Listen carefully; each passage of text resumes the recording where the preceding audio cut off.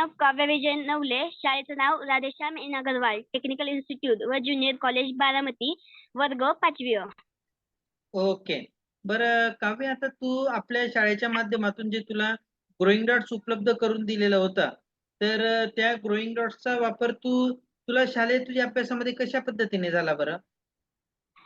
म्हणजे जे शाळेमध्ये जे समजत नव्हते, जे चॅप्टर समजत नव्हते, ते ग्रोइंग डॉट्स घेतल्यानंतर कळलं की ग्रोइंग डॉट्सचं हे ॲप खूप महत्वाचं आहे आणि त्या ॲपमध्ये मला सगळं कळलं.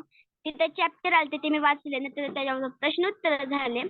मग त्याच्या प्रश्नोत्तरनं कळलं की हे खूप सोपं आहे. ग्रोइंग डॉट्स खूप महत्वाचं आहे.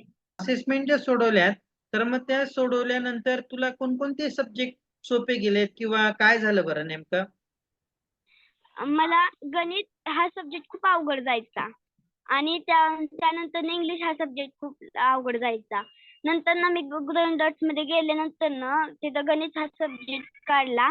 तिथं मला कळलं की हे गणित असं सोडवायचंय. नंतर इंग्लिशचं पण केलं मी. इंग्लिशमध्ये पण मला हे अडचण आलती, पण मी ग्रोइंग डॉट्स घेतल्यानंतर ना मी परत ते सोपं जायला लागलं मला. ओके. आणि अजून तुला आता तुझी परीक्षा झाली, त्याच्यामध्ये तुला त्याचा काही कशा पद्धतीने फायदा झाला बरं? कारण की जेव्हा मी ग्रोइंग डॉट्स ॲप घेतला होता, तेव्हा मी त्या परीक्षेचा अभ्यास केलता आणि त्या परीक्षेमध्ये मी चांगले मार्क पाडले आणि नंतर कळलं की ग्रोइंग डॉट आता ॲप डिलीट करायचं नाहीये. तुझ्या वार्षिक परीक्षेसाठी तुला काही फायदा झाला त्याचा? हो सर. कसा झाला बेटा? जे प्रश्न ग्रोइंग डॉट्स मध्ये होते, त्यामधले थोडे प्रश्न त्या वार्षिक परीक्षेमध्ये होते. ओके. तू रोज किती वेळ अभ्यास करायची ग्रोइंग डॉट्सचा? ग्रोइंग डॉट्स वर किती वेळ अभ्यास करायची तू? मम्मी कामावरून आली की मग करायची.